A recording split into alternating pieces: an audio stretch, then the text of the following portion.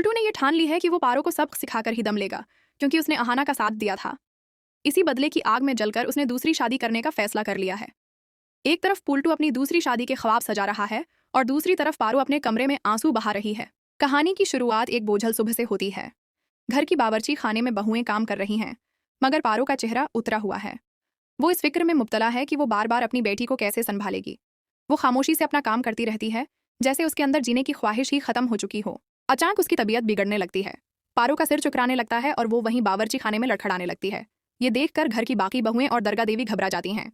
दरगाह देवी पारो को सहारा देती हैं और कहती हैं, बेचारी पारो, ये लड़की तो बिल्कुल गाय जैसी सीधी है, न कभी जबान लड़ाती है और न किसी का बुरा करती है। पता नहीं पुल्टू उसे क्यों नहीं समझ पाया। खुदा जाने उस बच्ची की किस्मत में और कितना दिख लिखा है। लेकिन दोस्तों, पुल्टू और पीसी मौनी के अंदर से तो जैसे इंसानियत ही खत्म हो चुकी है। जब उन्हें पता चलता है कि पारो की तबीयत खराब है, तो उनके दिल में हमदर्दी के बजाय खुशी आती है। वो बेरहमी से हंसने लगते हैं। पुल्टू अपनी माँ से कहता है, देखा माँ, बड़ी अहाना का साथ दे रही थी ना, अब उसका अंजाम भगत रही है। खुदा भी उसी को सजा देता है जो बड़ों के खिलाफ जाता है। पारो की हालत बिगड़ती देखकर टिकंदा फौरन डॉक्टर को फोन करते हैं। डॉक्टर घर आकर पारो का मायना करते हैं। डॉक्टर का चेहरा संजीदा हो जाता है। वो कहते हैं कि उन्हें पारो का ब्लड टेस्ट करना पड़ेगा। डॉक्टर खून का नमूना ले लेते हैं और बताते हैं कि शाम तक रिपोर्ट आ जाएगी। पूरा दिन घर में तनाव का माहौल रहता है। एक तरफ पारो की बीमारी की फिक्र और दूसरी तरफ पुल्टू की बेशर्मी। शाम को अर्जन दफ्तर से वापसी पर कलंक से पारो भाभी की रिपोर्ट लेकर घर आता है। दरगाह देवी बेचैनी से अर्जन के पास आती हैं और पूछती हैं, अर्जन, रिपोर्ट में क्या आया है? पारो की तबीयत बार बार क्यों बिगड़ रही है? कहीं ये सब तलाक के दबाव की वजह से तो नहीं?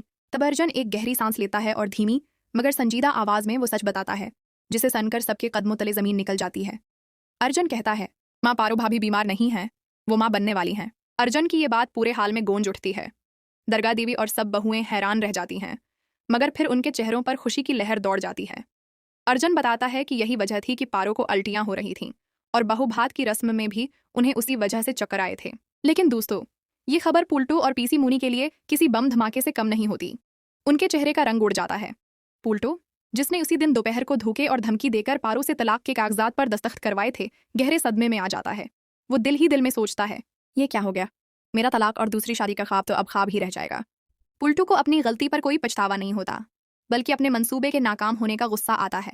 वो पांव पटकता हुआ अपने कमरे में चला जाता है और दरवाजा बंद कर लेता है। इधर दरगाह देवी और बहुएं सोच में पड़ जाती हैं कि यह बात पारो को कैसे बताई जाए, कहीं ये खबर उसे और न तोड़ दे। लेकिन दोस्तों, पुल्टू तो पैदाइशी बेरहम है। कमरे में बंद होकर वो एक खतरनाक फैसला करता है। वो सोचता है कि उसके पास तलाक के दस्तखत शुदा कागजात तो हैं ही। वो इस हमले की बात को दबा देगा, किसी को कानो कान खबर नहीं होने देगा और अपनी नई दिलाहन पुजारी से भी ये सच छिपा कर रखेगा। पुल्टू फैसला करता है कि वो 2 दिन बाद होने वाली शादी हर हाल में करेगा। 2 दिन गुजर जाते हैं। पुल्टू की शादी का मंडप सज चुका है।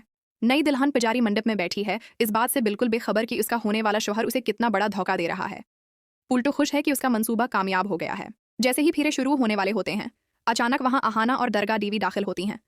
अहाना का चेहरा गुस्से से सरक है, क्योंकि उन्हें पुल्टू की उस घिनौनी साजिश का पता चल चुका होता है। अहाना और दरगाह देवी सीधा मंडप में जा पहुंचती हैं।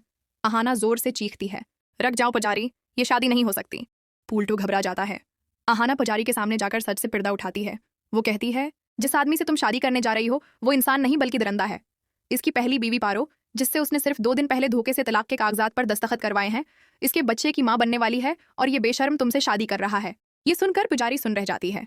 उसे यकीन नहीं आता कि इसके साथ इतना बड़ा धोखा हो रहा था। मंडप में सुनाटा छा जाता है। पुल्टू बहाने बनाने की कोशिश करता है, मगर पुजारी का सब्र जवाब दे जाता है।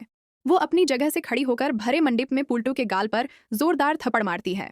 पुजारी अपनी वरमाला उतार कर फेंक देती है और कहती है, जो अपनी बीवी का ना हो सका वो मेरा क्या होगा। पुजारी शादी तोड़कर वहां से चली जाती है।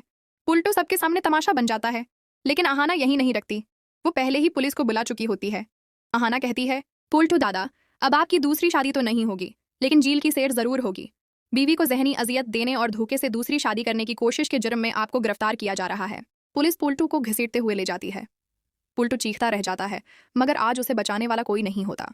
पीसी मुनी और चाची जी सिर पकड़कर बैठ जाती हैं। इस तरह एक बार फिर अहाना सच की जीत और पारो के हक की हिफाजत करती है। दोस्तों, अगर आपको अहाना का ये कदम दरस्त लगा हो तो कमेंट में जरूर लिखें। Ahana is great.